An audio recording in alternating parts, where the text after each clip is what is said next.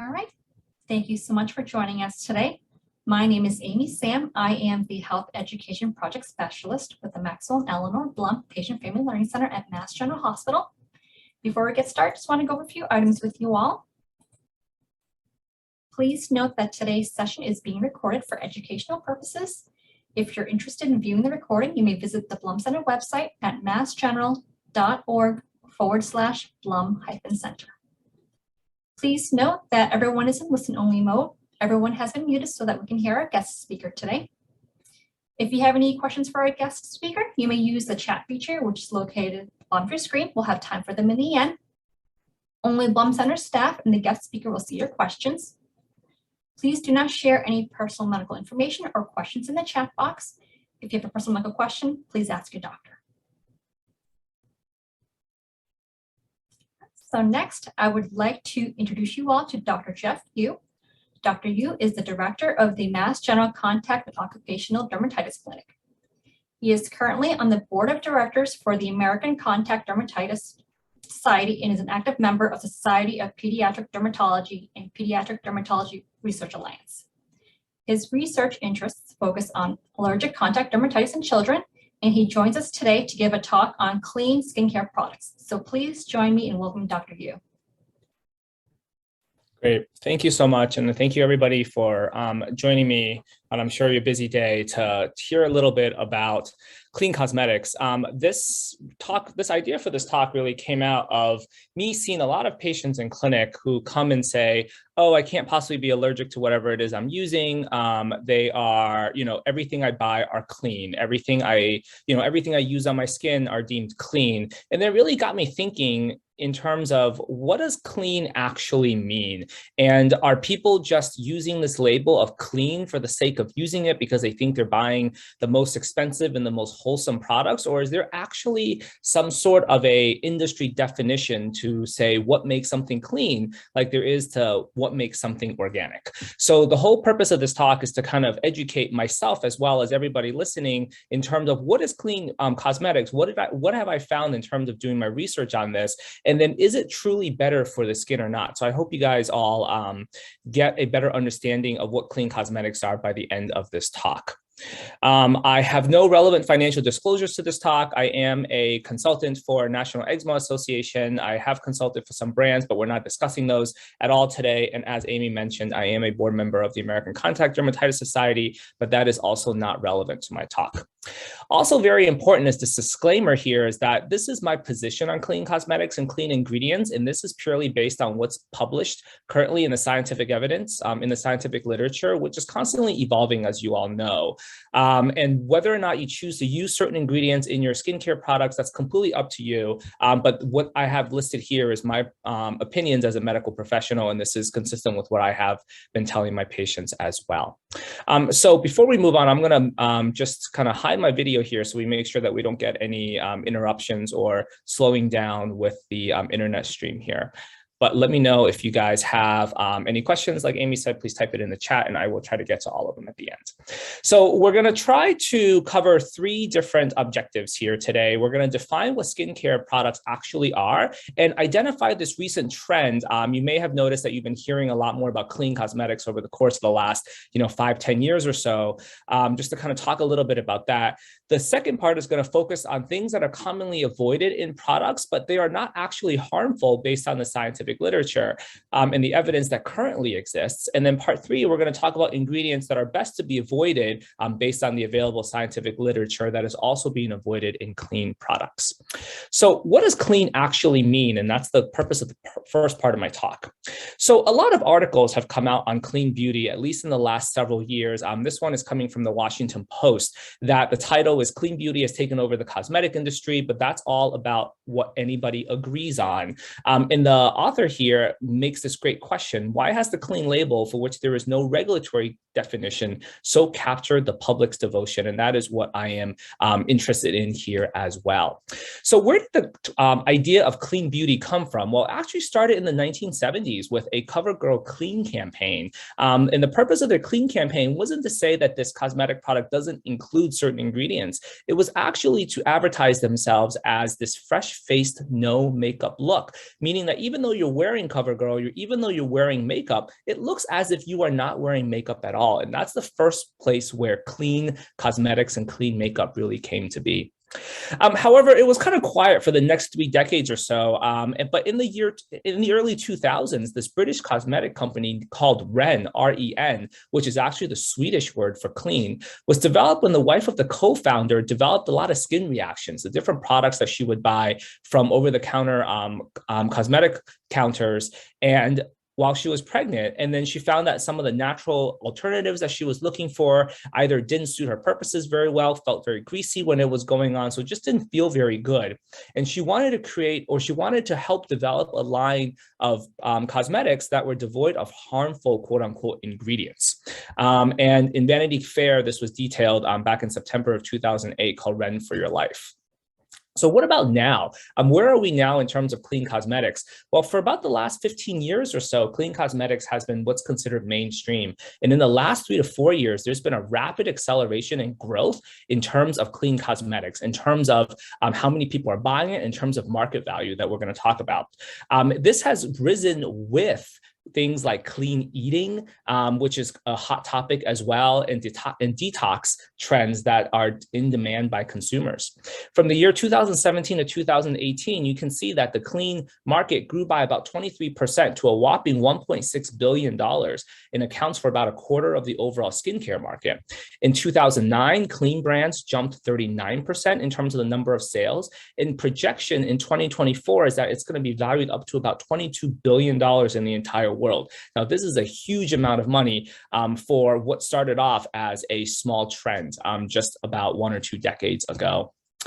And you can see that there's been a huge rapid uptake in terms of clean beauty brands. Initially, it started off with brands like Tatcha and Drunk Elephant and Indie Lee. Then eventually, these slightly larger cosmetic distributors started taking note, Folane, Credo, Detox Market, Beauty Counter, and then larger sellers such as Walmart, Target, Sephora, Amazon started getting into on this clean trend. And then now major cosmetic companies and major house care good companies are buying these individual brands for a lot of money.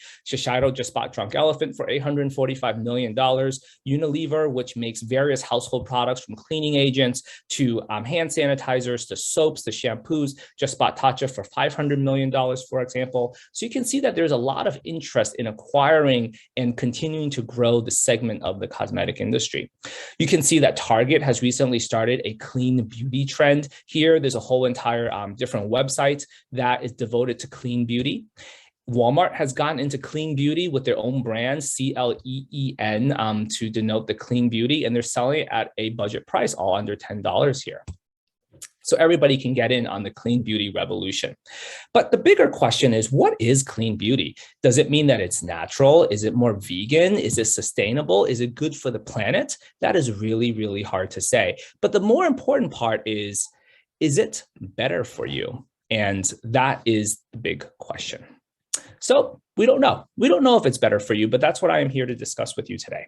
So let's define clean beauty here. Clean beauty, in theory, means that they are using safe and non-toxic ingredients, but is there a list that everybody agrees on? The idea here is also transparent ingredient lists, which is great because a lot of the current cosmetic products that are sold on the market either don't list ingredients or mask various ingredients under big generic words such as preservative or fragrance or something like that. But clean beauty makes sure that you realize this does not have to be all natural. Not everything in there needs to be from a natural source. A lot of the ingredients could be synthetic. There's certainly no laws against that. It does not have to be organic either, and it doesn't have to be green. There is something called green cosmetics where they're kind of going for the eco-friendly, sustainable trend, but clean beauty doesn't have to be that. It doesn't have to be plant-derived. It doesn't have to be vegan. It doesn't have to be cruelty-free. It doesn't have to be eco-friendly. It doesn't have to be any of these things unless it is openly advertised on the bottle itself. So from a website that I found, what is clean beauty? It's this, not that. It's no alcohol, no harsh chemicals, no artificial colors, no artificial fragrances, but there is absolutely nothing that is guiding these principles here at all. So There are a lot of buzzwords that are used in the clean beauty industry when it comes to advertising. The trigger words include things such as clean, all natural, chemical-free, synthetic, fragrance-free, non-toxic, but it doesn't really tell you anything about the actual formula. What is non-toxic? And there are no FDA regulations on this in any way at all. So NPR recently released an article in July of 2021 that clean beauty products are a marketing triumph. And you have seen this, how it's growing to a $22 billion market value, or at least that's what they predict in the year 2024. And this chemist here says that they see clean beauty as a cynical marketing ploy so people can spend more money on products that cost more. And it doesn't actually work better, and it may not actually be safer for people. And someone else also says that there are very few unsafe ingredients on the market in the first place. And the blacklisted ingredients by the clean cosmetic industry are often filled with chemicals that first off would never be used in cosmetics in the first place, as it's currently regulated by the US FDA. So they're just coming up with a list of things that they say that we would never use, but again, we never use it to begin with. So even though the list looks impressive and long, does it really matter, and does it really make that big of a difference? So here I pulled two different lists of ingredients to avoid, one from Harper's Bazaar, the other one from the Good Face Project. And you can see that even though they list several ingredients, they don't agree on all of them. And only about 50% of the list here actually overlap. So you can see that things that they both agree on, maybe we should avoid parabens. Why? Maybe we should avoid fragrances. We should avoid oxybenzone. We should avoid triclosan. We should avoid formaldehyde. But the rest of the list, they don't really agree on. So who's right and who's wrong? And who's really making this determination here? Or are the cosmetic companies doing this on their own? So the take-home points for part one here is that clean cosmetics is a billion-dollar industry. Everybody really wants a piece of it, from your mom and pop shop all the way up to your giant retailers such as Walmart and Amazon. No one really knows what clean beauty means, and there is currently no FDA definition of what clean beauty is, and it's really everybody making up their own definition of what they believe is clean, quote unquote. Clean is more of a buzzword to get consumers to spend a lot of money on products that they perceive to be safer and better. So when someone asks you what kind of cosmetics someone is using, they can say they're using only clean cosmetics, and that's supposed to suggest that they are safer for your skin, they're non-toxic, and maybe they're better for the world. And there's absolutely no regulation by any sort of oversight organization or anything like that at all. So let's talk about some of the things that clean beauty says that we should avoid, some of the ingredients here. And I think this is the part that interests me the most. So what are some of the commonly avoided ingredients in clean skincare that's not harmful? And why do skincare advocates think that they are harmful? And why should we avoid it in the first place? So the first one I'll touch on is parabens. I'm sure if you were to look in your bathroom and take a look at your shampoos, your conditioner, your face wash, maybe there's a big label on there that says paraben free and no parabens. But do we really know what parabens are, and why are we trying to avoid them so much? And why does everybody stick this label of paraben free on there? Is it really that toxic for us that we really need to avoid it in all these products? So parabens have been around for at least 70 years, and they're being used as a safe and effective preservative in products. In 2019, the American Contact Dermatitis Society deemed parabens the non-contact allergen of the year. Just as a little background here, the American Contact Dermatitis Society picks an allergen every single year to call the contact allergen of the year, just to bring attention to it, whether it's because there is a huge increase in the number of people becoming allergic to it, or there is a potential for a lot of people to become allergic to it. In some years, they will do what's called the non-contact allergen of the year to bring attention to allergens that are not really that allergenic according to the data. So in 2019, that was parabens. Parabens have been deemed one of the least allergenic preservatives in terms of the number of people who develop an allergy. 0.6% of patients seen by all the contact dermatologists who are part of the American Contact Derm Society. So a very, very, very small number of people actually develop paraben allergy. And unfounded fears has led to replacement of parabens, just so we can avoid it, by more allergenic preservatives. One example of which is methyl isothiazolinone. We're not really going to get into that on this talk. I have other talks on allergic contact dermatitis that's available that go into a little bit more detail on that. But right now, we're going to stay focused on parabens for now. But because cosmetic industry and cosmetic chemists are trying to avoid using parabens, they have to use something else in their products as a preservative. Now, people are wondering, why do we use preservatives at all in cosmetic products? Well, here's an example that I like to give. So imagine if you had a loaf of bread And you put that in your bathroom, which is probably what, 70, 80 degrees on a good day, 99% humidity, especially after a hot shower. What do you think is going to happen to this loaf of bread in a matter of a day or two? It's probably going to grow mold on it, right?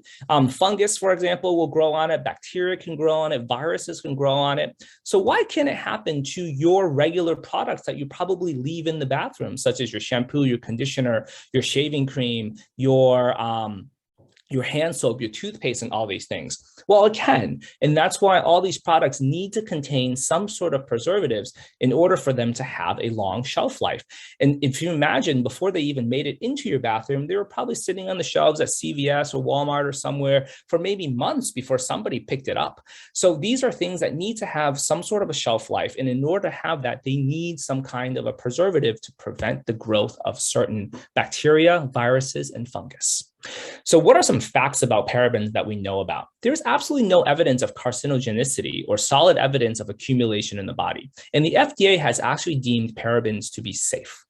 Parabens are poorly absorbed by the skin, and yes, they are used in some foods, but usually the concentration is well less than 1% because anything higher than that will have a metallic taste and people can tell, so consumers don't want that. Parabens work great against certain types of bacteria, things that you all might have heard of before: Staph aureus, E. coli, Pseudomonas, Salmonella. These are bacteria that can sometimes be found in our food, sometimes in our products, if it did not have preservatives in them. And certain types of fungus, such as Aspergillus, which is mold, Candida, such as yeast, things like that can certainly be found in products as well. Most of our exposure comes from personal care products, though, such as in cosmetics. If you look at the labels, some things that don't say paraben-free may have parabens in them. And frankly, that's okay, at least in my book. US regulation does limit the use of parabens to less than 0.4% in products, and most on the market are less than 0.3%. So bottom line here, very, very low amount of parabens are used. It is very effective against different types of bacteria and funguses. And there's a very low risk of sensitization. Out of 10 preservatives studied by the American Contact Dermatitis Society, it was number 7 out of 10. So why are we so afraid of parabens, and why are all these products rushing to label themselves as paraben-free? So on the left side here, there are some claims, and on the right side here, there are some counterclaims in terms of the different fears that we have about parabens. So some studies have shown that parabens might have the ability to bind estrogen, which is one of the hormones that are found in our body, and sometimes estrogens can be found to drive certain types of cancer, such as breast cancer and things like that. But they've only really done this in mice. However, the amount of parabens they were exposing these mice to was 20 milligrams per kilogram per day. So for an average adult in the United States who weighs about 70 kilos, 150-ish pounds or so, we're exposing them to 1,400 milligrams of parabens a day, which is not the case here because, again, very limited in foods, very limited in cosmetic products. Some say that parabens have been found in breast cancer cells. However, if you looked at that study, even in the control group, meaning the ones that did not have breast cancer cells, in the empty vials, there were parabens in there too, suggesting some sort of contamination was done in that experiment, and it's probably not valid. And parabens may have what's called anti-androgenic effects or anti-testosterone effects, thinking that it might develop or it might promote the or hinder the development of male fetuses and things like that, and male parts at the concentration of 10 to 1,000 milligrams per kilograms a day. But again, the results were never reproducible, even by the study authors who did this. And if we were truly exposed to 1,000 milligrams per kilogram per day of parabens, that's the same as being exposed to 70,000 milligrams a day, which is a lot of parabens. And unless you're eating all of your shampoo and conditioners and face soap and whatever else it is in your bathroom, you're probably never going to hit that amount or anywhere close to it. So what about some human studies that have been done on parabens, and that's not done in a glass vial or that's not done in mice? So they had volunteers put 2% of butyl paraben, which is a form of paraben, on the skin, and they found that really didn't have any effect on human hormones. And the 2%, that's much higher than the 0.4% that's currently allowed in cosmetic products. There was a Danish study that looked at concentrations of paraben in 60 Danish men, and they found negligible concentrations of certain types of parabens, and they did find some in a lot of the blood and semen samples. But again, the big question is, yes, you found a little bit of parabens in the body. Is it at a high enough concentration to actually cause any adverse effects at all?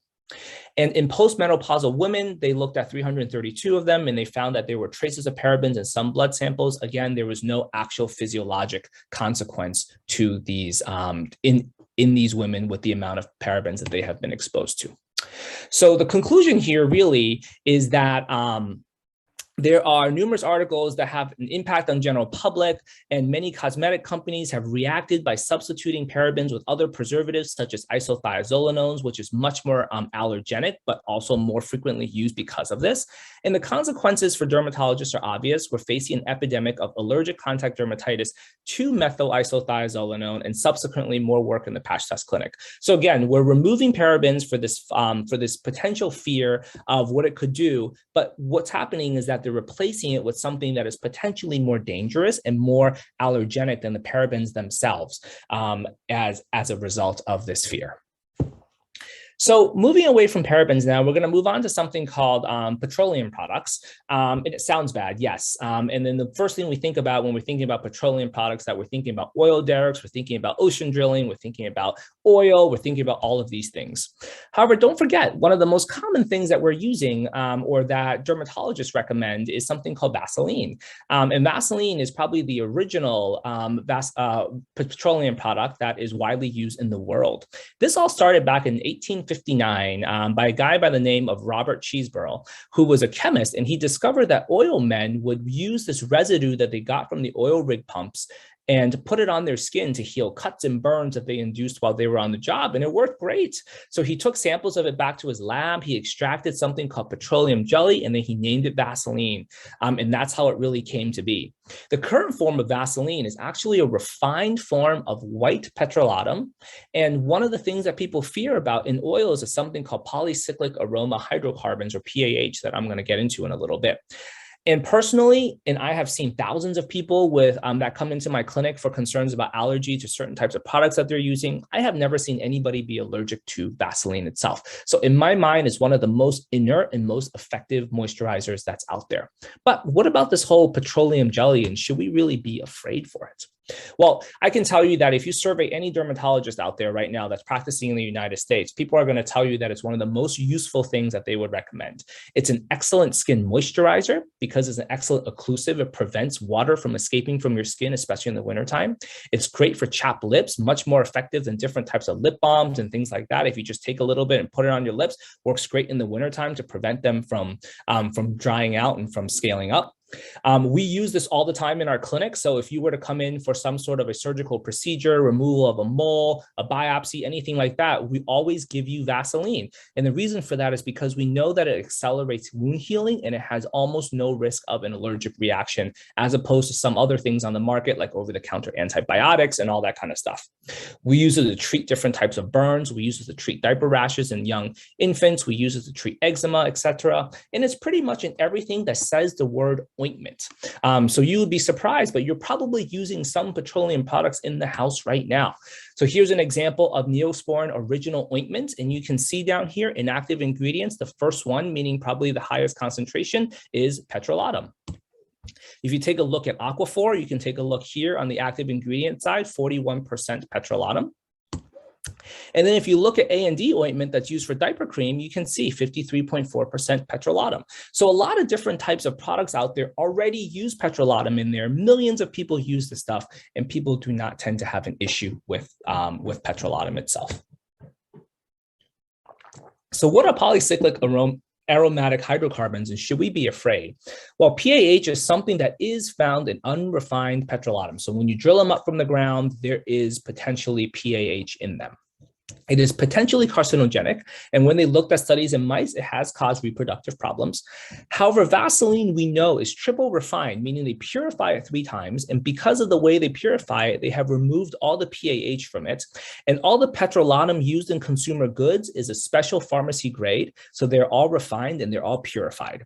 And therefore, amongst medical professionals at least, it's not a real concern, the contamination of petrolatum products by polycyclic or aromatic hydrocarbons. So if you look at the American Academy of Dermatology website, which is the largest organization of all the dermatologists in the United States, they love Vaseline, they love petrolatum, they love petroleum jelly, and then there's a great video on how we as dermatologists commonly use petroleum jelly for skincare.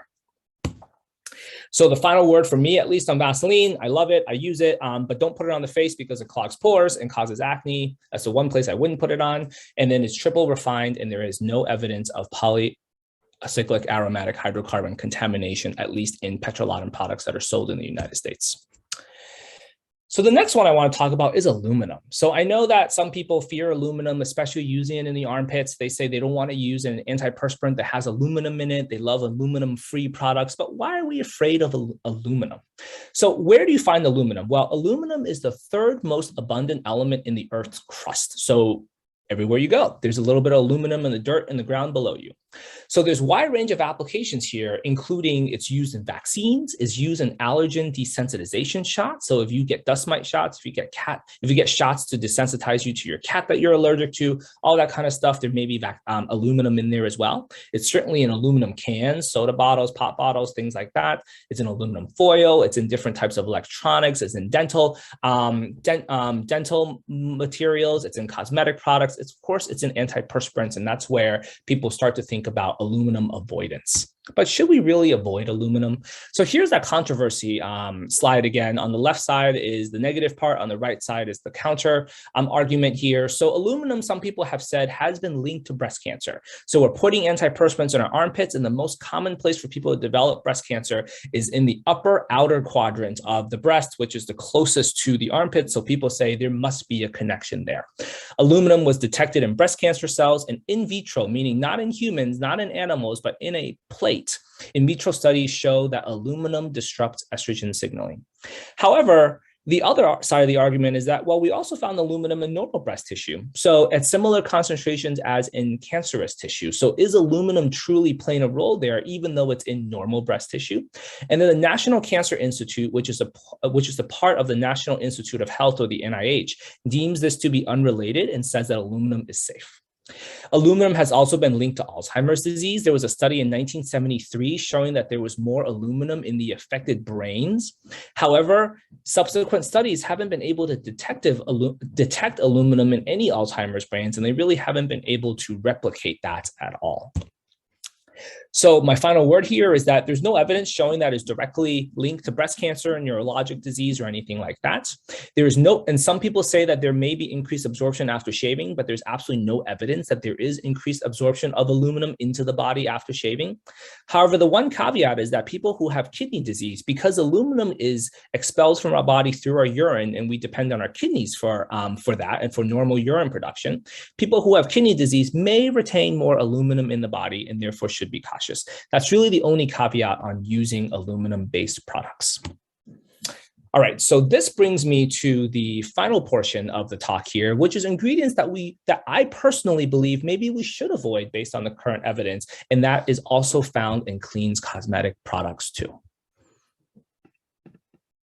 So, formaldehyde. So formaldehyde is something that the clean industry avoids, and it is a preservative and an antibacterial agent that is widely used in the cosmetic industry. However, when we think about formaldehyde, we don't really think about it as a preservative, at least for normal everyday use products. We think about it as a laboratory preservative for organ samples, for all that kind of stuff that you see in those creepy jars. And we also know that formaldehyde sometimes can cause cancer. It can cause eye irritation, respiratory irritation, and all that kind of stuff. However, lo and behold, formaldehyde is actually used in a lot of different places in the cosmetic industry. It's in nail polish, it's in your clothes, it's also in your hair keratin treatments. A few years ago, all my friends were getting Brazilian blowouts. Not a good thing for you, just because of the amount of formaldehyde that's used in it. And in 2015, it was deemed the American Contact Dermatitis Society Allergen of the Year. So when formaldehyde is used in products, if it's low, it's quickly metabolized by the body. So in terms of, is it dangerous? Probably not. In low concentrations, it's quickly metabolized or broken down by the body into carbon dioxide, which is the gas that we tend to exhale.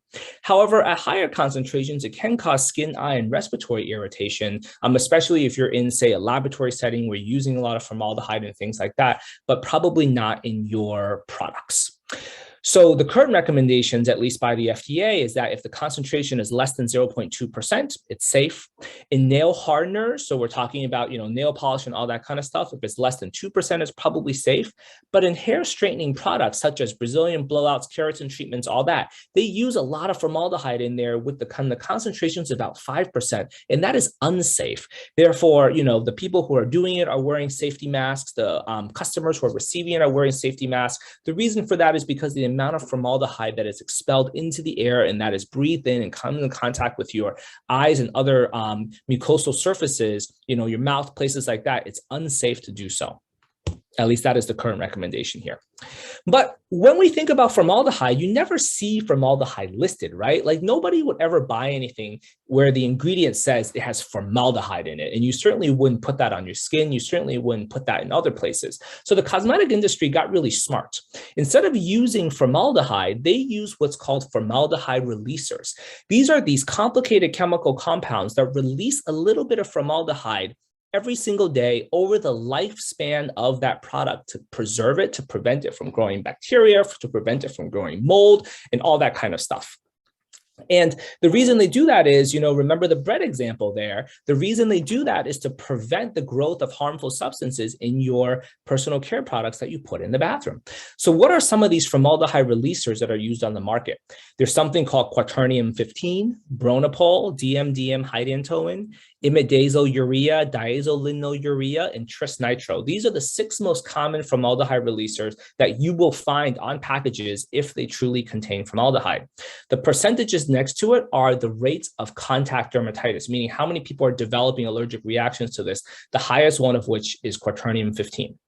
So you can see here on the right-hand side, here's a picture of extra strength Benadryl itch cream. Many of you on this, attending this talk might have used this before. Second inactive ingredient, diazolinurea. What is that? It's a formaldehyde releaser. Did you know that? Probably not, and they're probably not going to advertise contains formaldehyde, but that's what it is. Now, is this harmful? Probably not. But as a dermatologist, I don't recommend a lot of people use over-the-counter topical Benadryl cream just because of the risk of contact sensitization to the formaldehyde releaser itself, meaning you can develop an itchy rash if you use it, not because it is actually dangerous for you for any reason.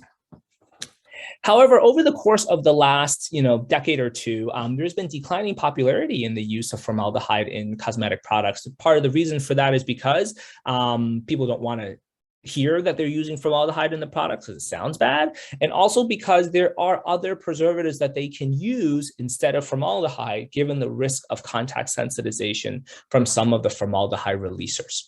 So the bottom line here, at least from my perspective, best to avoid if possible due to risk of contact dermatitis. But at the concentration that is currently used, at least what's approved by the US FDA, it has not been found to be dangerous in the cosmetic products itself.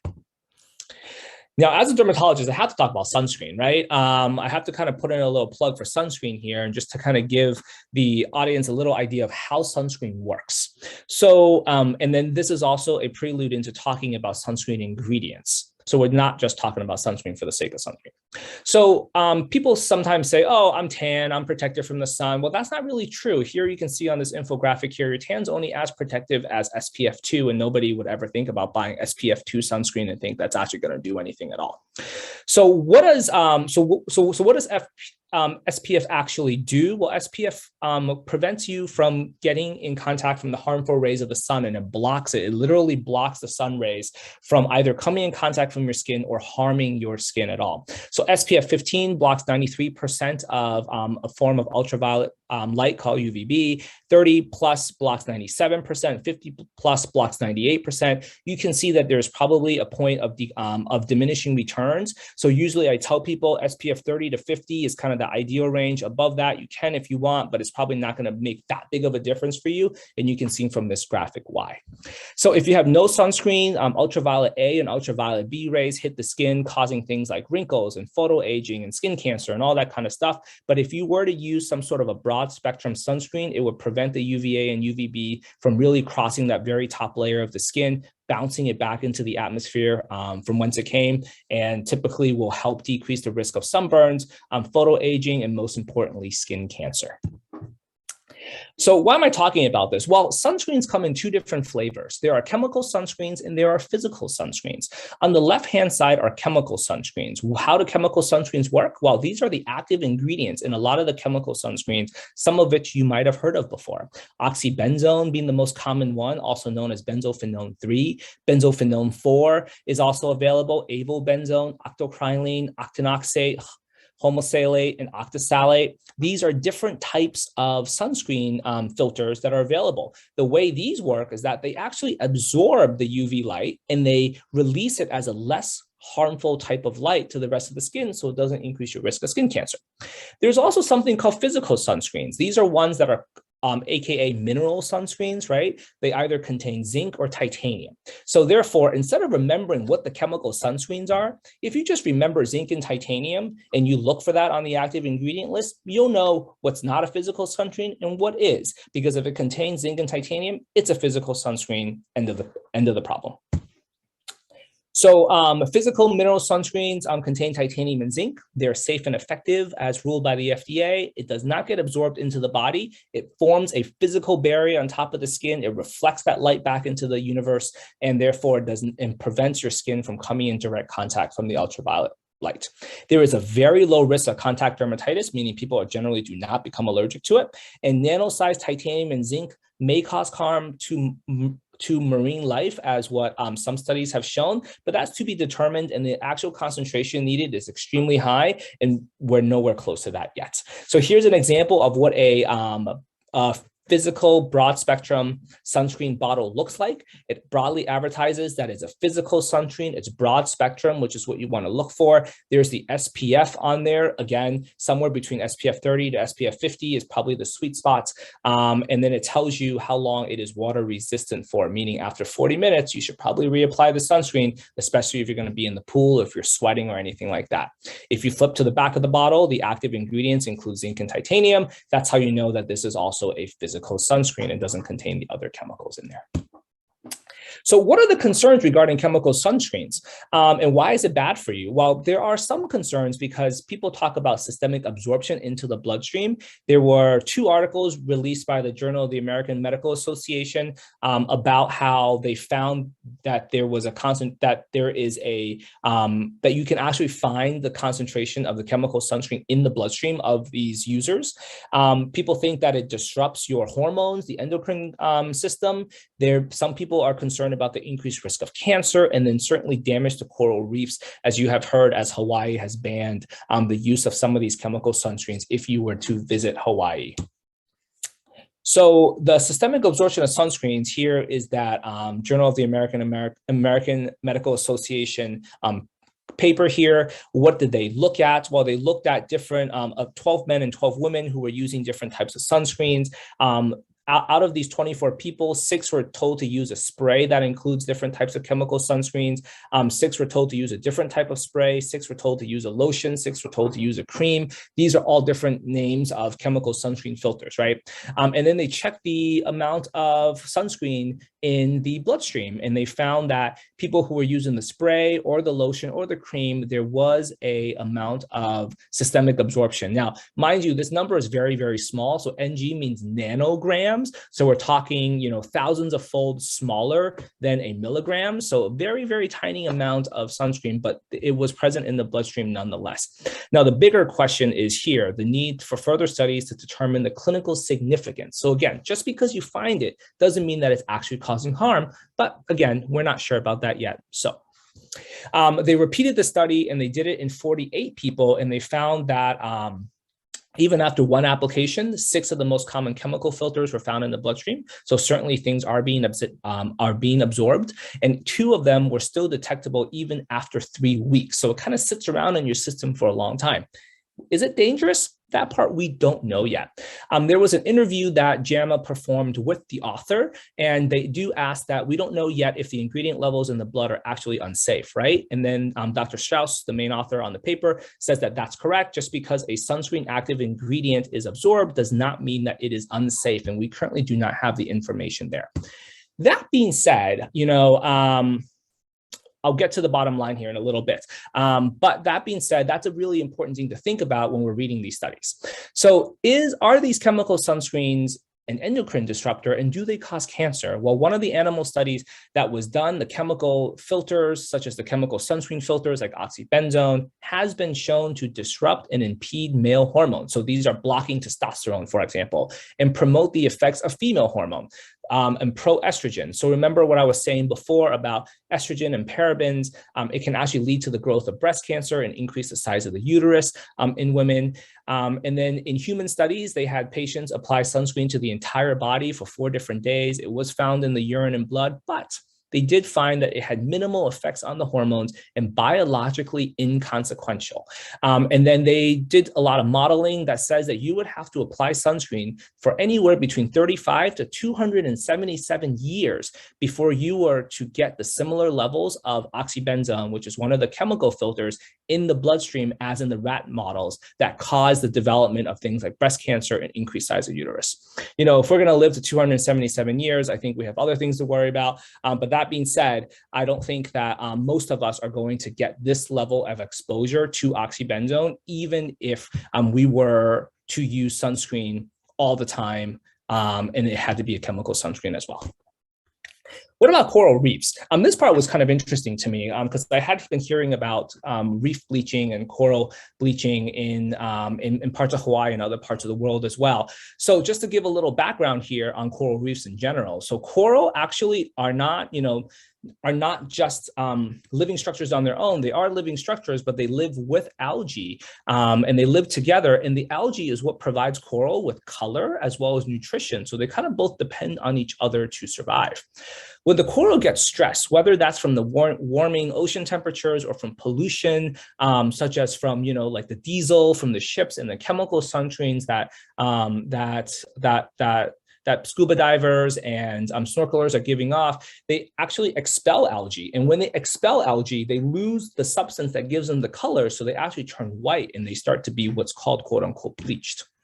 So the actual sunscreen effect on coral from the sunscreen itself is that the concentration of oxybenzone that's needed to kill 50% or in a study, if you were to kill 50% of the coral population, you need about 8 to 340 parts per billion of oxybenzone.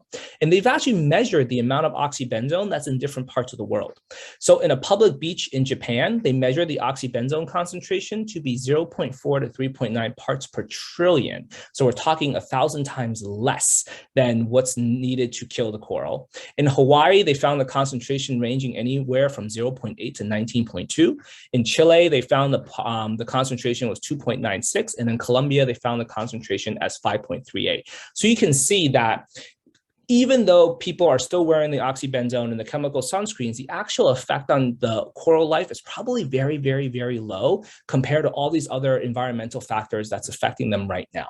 So likely it has a minimal effect compared to ocean pollution as well as the warming waters. But over time, as more and more visitors go, the oxybenzone kind of sits around in the water for a while. It may increase over time, and perhaps it is the best to avoid, in my personal opinion here. So what are my 2 cents on sunscreen? Use it because it protects against skin cancer. We opt for mineral and physical blockers that contain zinc and titanium. We look for broad spectrum UVA and UVB protection and SPF greater than 30, at least in your sunscreens. And I recommend people to apply at least every 2 hours.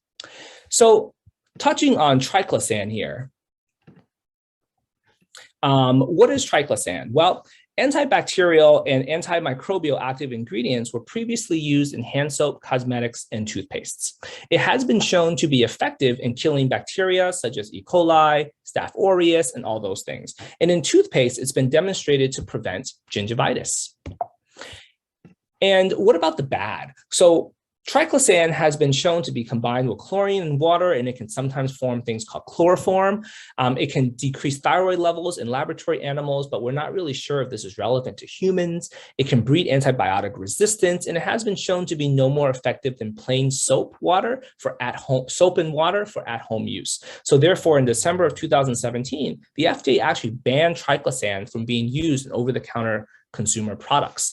And therefore, the final verdict here, at least for my part, is avoid Triclosan because it doesn't really provide any added benefit over just soap and water. And again, you're going to be hard pressed to find Triclosan in any of your soft soaps or your dialed antibacterial soaps or anything nowadays, at least, just because it has been banned. So the final thing I want to touch on is fragrances here. So why are we talking about fragrances? Well, it's one of the most common contact allergies in the world and is one of the substances that Clean Cosmetics has said that we're going to try to avoid, but certainly not all of them do. Out of the top 10 allergens, 4 of them are fragrances and different sources of fragrance allergy. There are botanicals such as flowers. So we're talking about ylang-ylang oil, lavender oil, jasmine, all that kind of stuff that people think are relatively inert, but are actually very common causes of contact dermatitis, at least in my clinic. Their essential oils, flower extracts, and things are also sources of fragrances. And it doesn't matter if it's synthetic or natural, both can cause contact dermatitis. And just because something is natural or comes from a plant, there's almost no difference in its chemical structure as to whether or not somebody can develop allergic contact dermatitis. And my favorite example is poison ivy. You know, poison ivy is natural, grows on the side of the road. However, people can certainly get a reaction to it. So sources of fragrance allergy here, it's ubiquitous and is really hard to avoid. You can find it in different types of products such as candles, cosmetics, shampoos, conditioners. One study found that 86% of shampoos and conditioners contain fragrances, soap, sunscreens, and things like that. And just because you know, something is deemed natural or organic or clean, it doesn't mean that it has to be fragrance free. And sometimes you're not going to know the exact fragrance chemical in there. They could just list it as fragrance on its own. So can you become allergic to clean cosmetics? Well, absolutely. Clean does not equal hypoallergenic, as we have already discussed. And one unpublished study here looked at thousands of clean products that have been sold, and fragrances were the most common thing that people are allergic to, formaldehyde and parabens. Even though some lists say we don't use formaldehyde, we don't use parabens, certainly there are some clean cosmetics out there that do use them in their product. And here's my case in point.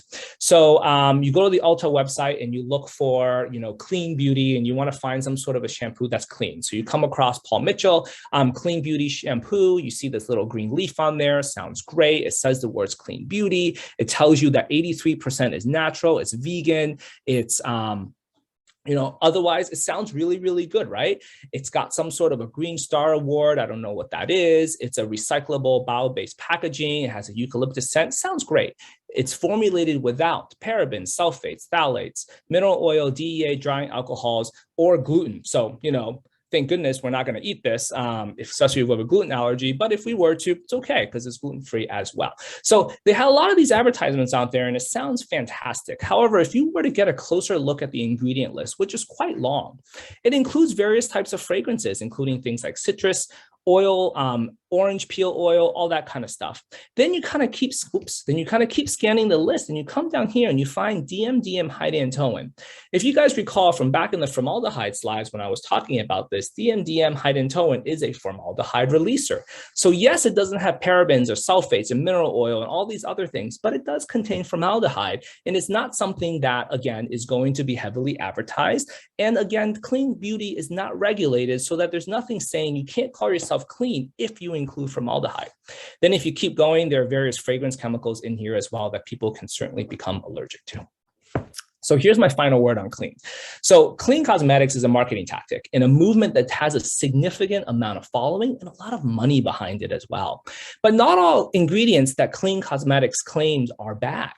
And not all clean cosmetics adhere to the same rules. As you can see from the last shampoo bottle I just showed you, it has formaldehyde in it, but some other lists also say, well, it shouldn't have formaldehyde in it. But what's to stop them really from doing that? So take anything that says clean with a giant grain of salt and really, you know, talk to someone and see if you have concerns about the ingredients, just to know what's really in it. So here are some take-home points otherwise. So don't fear the parabens. No conclusive research that they're harmful to human health. Personally, I embrace Petroleum Products, but especially if you have dry, sensitive, or chapped skin, these are some of the best moisturizers around, and almost nobody is actually allergic to Vaseline. Avoid formaldehyde and formaldehyde releasers due to the risk of contact allergy. Avoid fragrances due to the risk of contact allergy.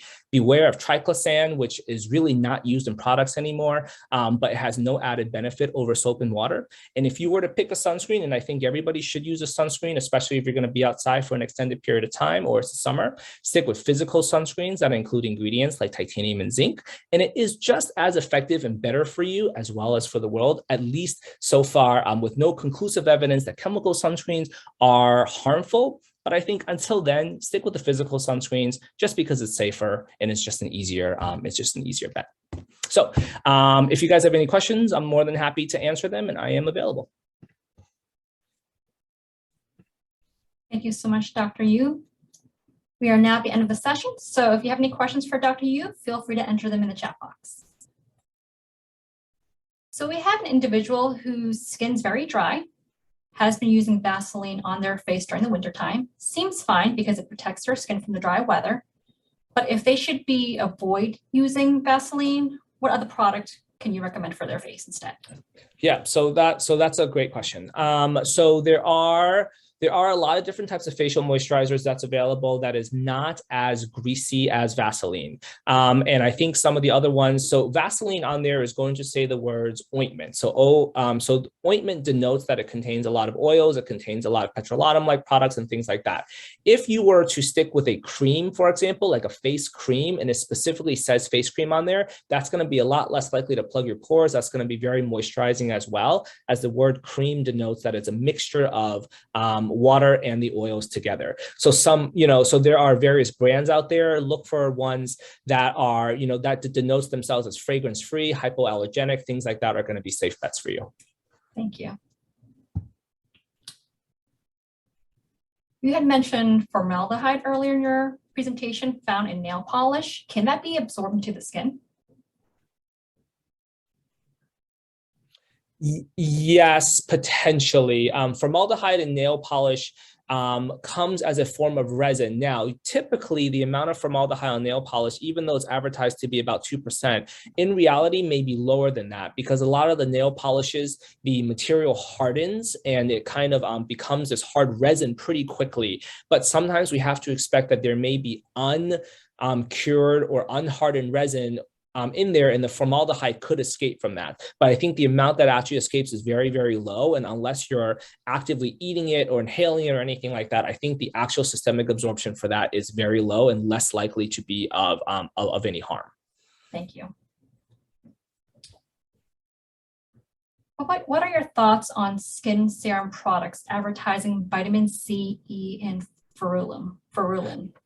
Yeah, so I think vitamin C, vitamin E, I think they're great supplements for the skin. I think a lot of serums tend to have them. Facial serums from different companies tend to advertise this. I have rarely seen people become allergic to vitamin C. Vitamin E, sometimes I have seen people to become allergic to it. But in general, I think that they work well. I think moisturizing is important. I think the serums can be very helpful as well. Thank you. This person recently learned that they have contact dermatitis to fragrance balsam of Peru, which is such a challenge. Any tips to navigate the challenges associated with this? The ACDS app has been very helpful. Yeah, so I think what Trisha is referring to is she was probably evaluated and then found to have fragrance allergy, and then the difficulty is there's so many products out there that has a fragrance allergy. So she was given an app from the American Contact Dermatitis Society that gives you a list of products that do not have fragrances. So if you were interested in shampoos and conditioners that didn't have fragrances, the app will generate that for you. It's really difficult. My only suggestion for all my patients who have the fragrance allergy is stick with the app, use the products on there, try to stay away from as many fragrances as you can, not only in your personal care products that's coming in contact with your skin, but also in your environmental exposures, such as scented candles, essential oil diffusers, your room spray, your potpourri in the bathroom, all that kind of stuff should probably be avoided, especially if you're very sensitive, just because if you can smell it, the fragrance chemical is floating in the air and it can come in contact with your skin. Thank you.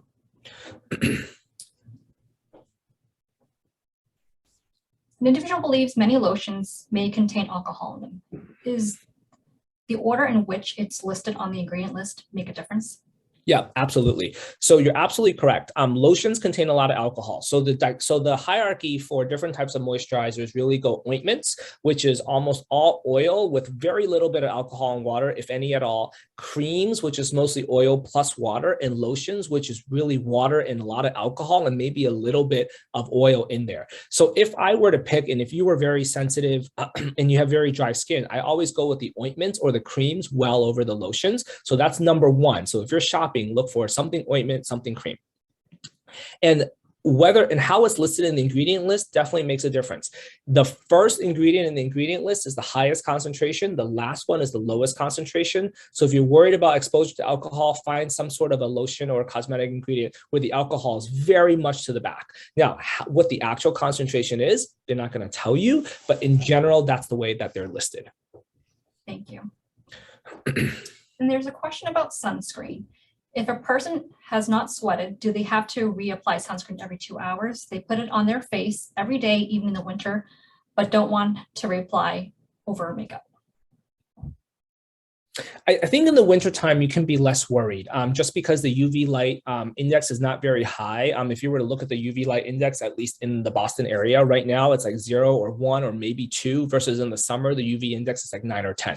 So I think in the wintertime, you can be a little bit less you don't have to apply every hour or two, especially if you're not sweating, especially if you're not getting your face wet. So yes, probably okay.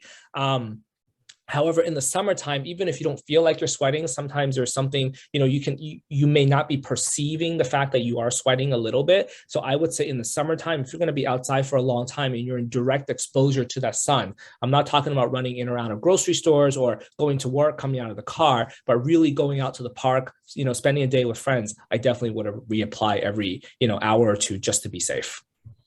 Thank you. Time for one more question. Is there really any difference between facial cream and body cream products? Great question. Probably not. Probably not, just because it's the way that they're advertised. If you advertise as a face cream, it probably goes in a different aisle of the grocery store than if you advertise as a body cream. But sometimes the facial creams may be a little bit lighter. And one of the key words I tell people to look for on facial products is look for the words non-comedogenic. What that means is that it's not going to plug your pores. And I'll put that in the chat here. So means that it's not going to plug your pores and therefore it's not going to increase your risk of acne. But in general, we certainly have used, Cetaphil cream, for example, on the face, CeraVe cream on the face. It doesn't say specifically for the face, but definitely safe to do so because there's really probably not a significant difference in the formulation. Thank you. So you presented a ton of information today. Things that we thought we knew were incorrect. Before we end today's session, are there any final thoughts you'd like to share with the audience? I think, well, number one, thanks for giving me the opportunity to do this. I do think that the clean cosmetics is a really interesting trend. I think people are certainly drawn to the word clean, drawn to the idea that maybe we can be a little bit more transparent with the ingredients and know what's in there and what's not. But I would say that, do your own research, find out what's best for you. Certainly everything I'm presenting could change in the next year or two with new evidence. So I think that's something to be cautious of. And I think use products that you're comfortable with. Certainly don't get drawn into just because it's vegan or clean, therefore it's best. It may not be, and you may not have to spend, $80 on that facial moisturizer where you could spend $20 on something else that's going to be just as good. Do you have an online resource that you could recommend someone to use when doing their research? That's really hard. Some people like the environmental working group. Personally, I'm partial to, to the FDA websites, just in case that you guys have any questions about parabens or anything like that at all. There are great resources out there from medical authorities. I know that various types of hospitals and organizations also has websites. So I will probably stick with those as opposed to say like a magazine article or something like that. Great. Thank you so much, Dr. Yu, for a wonderful Thank you. presentation. Thank you so much, everyone, for joining us today. Hopefully you found it helpful. As I had mentioned, if you're interested in viewing the recording, you may visit the Blum Center website at massgeneral.org/Blum-Center. Thank you so much, everyone. Have a lovely rest of the day. Thank you.